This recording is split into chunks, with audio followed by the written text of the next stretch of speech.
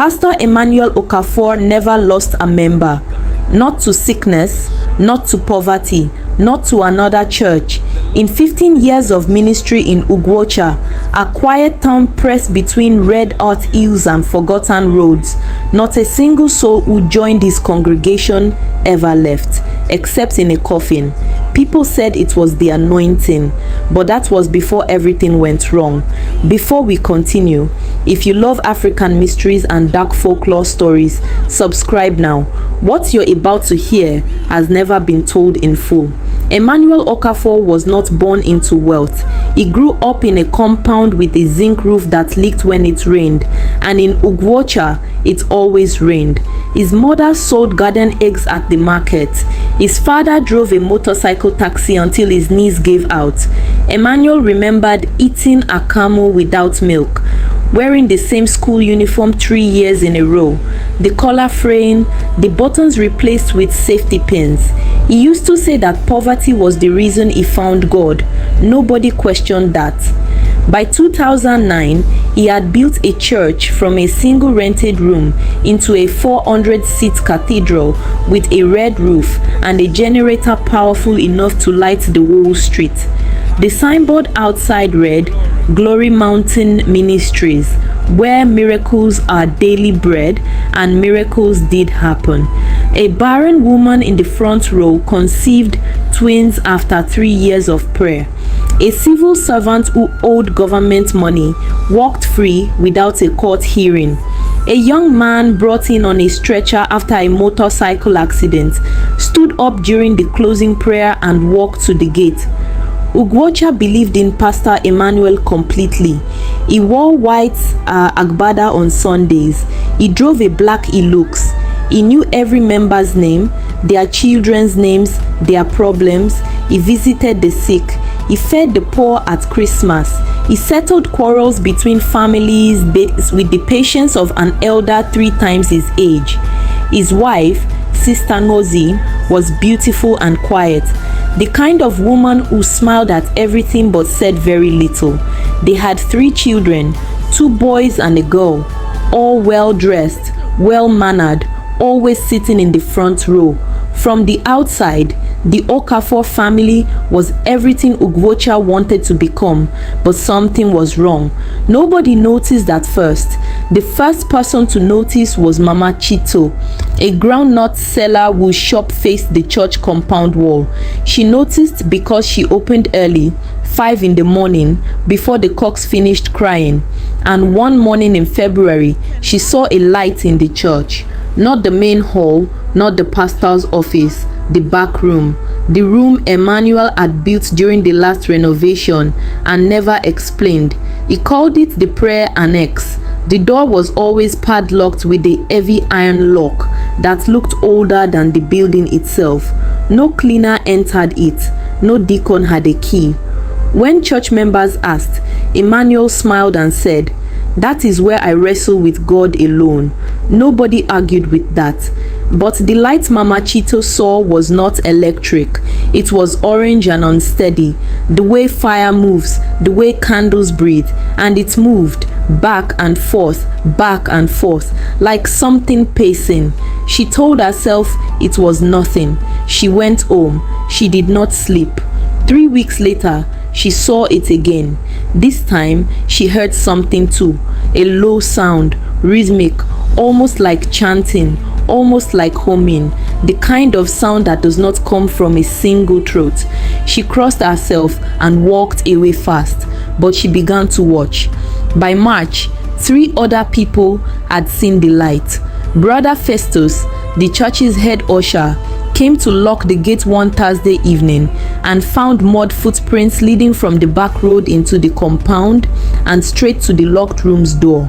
The mud was red, deep red, the kind that comes from the riverbank 2 kilometers away. He told his wife. His wife told her sister.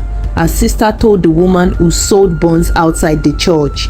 By Sunday, the market had heard, but market whispers and church reality are different things.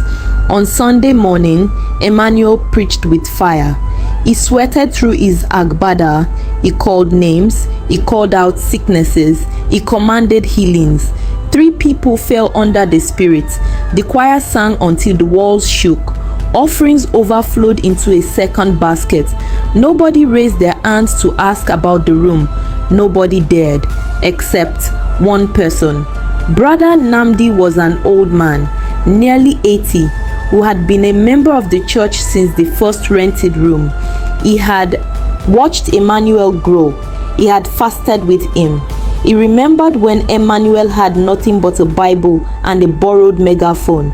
He pulled Emmanuel aside after service, held his hand with both his trembling ones, looked him directly in the eyes, and said, "My son, some fires keep a house warm, and some fires burn it down. Be sure of which kind you are keeping." Emmanuel laughed softly, patted the old man's hand, and said, "Papa Nnamdi, you worry too much." Nnamdi did not laugh back. He looked at the door of the back room for a long moment. Then he left and never returned to the church. Then, in April, a woman came. Nobody knew her name. Nobody had seen her before. She arrived at the church on a Tuesday afternoon, not a service day, wearing a black wrapper and carrying a raffia bag on her head. She was old, her face like cracked harmattan earth, her eyes sharp and still as a hawk's. She walked past the gate before anyone could stop her, past the open sanctuary, down the corridor, and stopped directly in front of the locked room. She did not touch it. She stood there for almost a minute. Then she turned around, walked back to the gate, and said to the young gateman, her voice low and certain, "Tell your pastor that the agreement has a 3rd anniversary, and the 3rd year does not forgive." The gateman told Emmanuel. Emmanuel's face changed in a way the gateman had never seen before. Not fear exactly, something deeper, something that had been waiting underground for a long time and had just felt the first tremor. He sent 3 deacons to look for the woman immediately. She was gone. No one in the street had seen her pass. What happened next shocked everyone. That night, Emmanuel did not sleep at home. Ngozi woke at 2 a.m. to an empty bed and cold sheets. She found his phone on the nightstand, his car still in the compound. She walked to the church in her wrapper and house slippers, her heart doing something strange in her chest. The back room was open. The padlock lay on the floor, unclasped. She pushed the door. The candles were still burning, 7 of them, arranged in a pattern she did not recognize, surrounding the clay pot sealed with cloth and twine. On the wall, she saw markings, charcoal on concrete, symbols she had never seen in any Bible. A wrapper she did not own was folded in the corner. A small mirror, face down, a single photograph. She picked up the photograph. It was Emmanuel, but he was younger, maybe 22, 23, and he was kneeling. Across from him knelt another man, an older man with white chalk lines on his face, his hands raised. Between them, on the floor, was a shallow clay dish with something dark in it. At the bottom of the photograph, written in blue ink, "Year 1." Ngozi's hands began to shake. She was still holding the photograph when the generator cut off. Total darkness, complete silence, and then footsteps outside the room, slow, deliberate, getting closer. By morning, the story had broken its own container. Emmanuel was found by 2 deacons sitting outside the church at dawn, his agbada dirty, his eyes red, his mouth moving silently. When they spoke to him, he looked up as if seeing them from a great distance. He said only 4 words. I thought it worked.